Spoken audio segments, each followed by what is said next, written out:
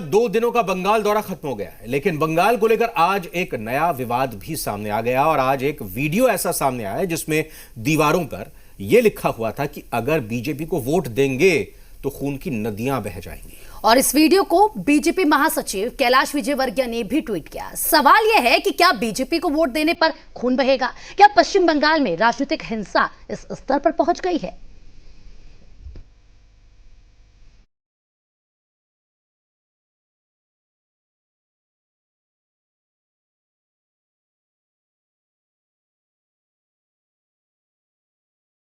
कहीं दुकानों पर तो कहीं घर की दीवारों पर खून की नदियां बहाने की धमकी दी जा रही है। अब तक ऐसी धमकियां जम्मू कश्मीर में आतंकवादी देते थे या फिर माओवादी नक्सली दीवारों को ऐसी धमकियों से रंगा करते थे।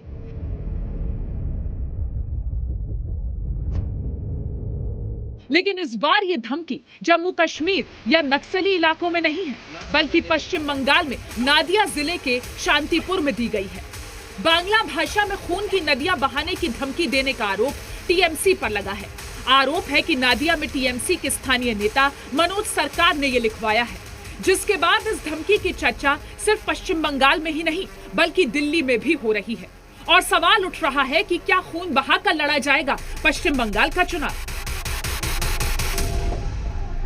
सूत्रों के मुताबिक गृह मंत्री अमित शाह जिस दिन पश्चिम बंगाल में 2 दिवसीय दौरे के लिए पहुंचे, वहीं पश्चिम बंगाल के नदिया जिले के शांतिपुर इलाके में कई दुकानों के बाहर धमकी भरे संदेश को लिखा गया। और उसके बाद ही आज बीजेपी के बंगाल प्रभारी कैलाश विजयवर्गीय ने ट्विटर पर एक वीडियो शेयर करते हुए ये सवाल उठाया कि क्या यही ममता सरकार का लोकतंत्र है? पश्चिम बंगाल के नादिया जिले में मतदाताओं को धमकाने के लिए दीवारों पर बांग्ला में लिखा है कि टीएमसी के खिलाफ एक भी वोट पड़ा तो हम खून की नदियां बहा देंगे।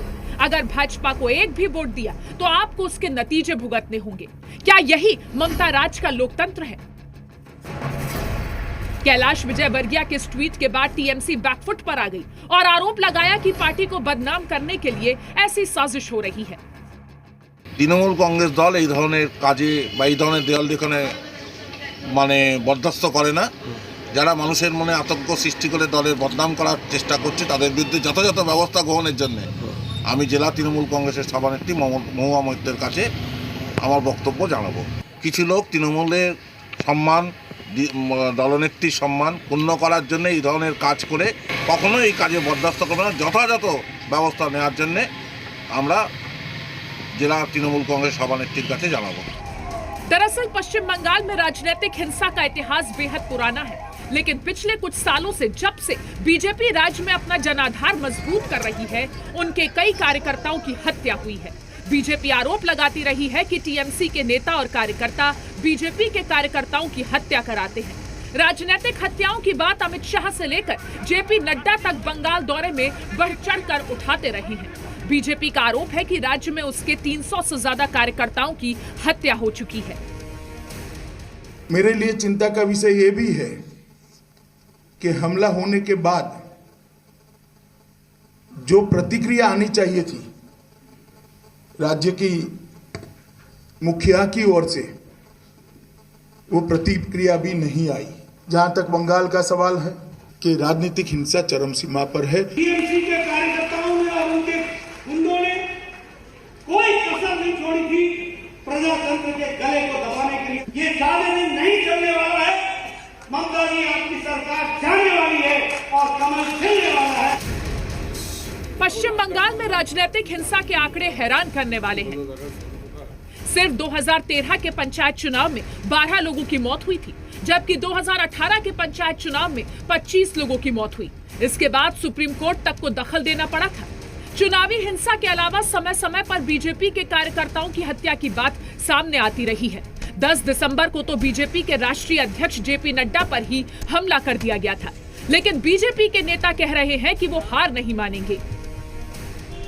तृणमूल कांग्रेस के सभी नेताओं को बताना चाहता हूं कि आप कोई गलतफहमी में मत रहिए कि इस प्रकार के हमले से भारतीय जनता पार्टी की गति रुकेगी, भारतीय जनता पार्टी का कार्यकर्ता रुकेगा और भारतीय जनता पार्टी अपने कदम पीछे ले लेगी।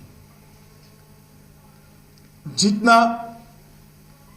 इस प्रकार की हिंसा का वातावरण बनाएंगे, भारतीय जनता पार्टी और मजबूती के साथ बंगाल के अंदर अपने आप को मजबूत करने के लिए परिश्रम करेगी। हिंसा का जवाब हिंसा नहीं हो सकता।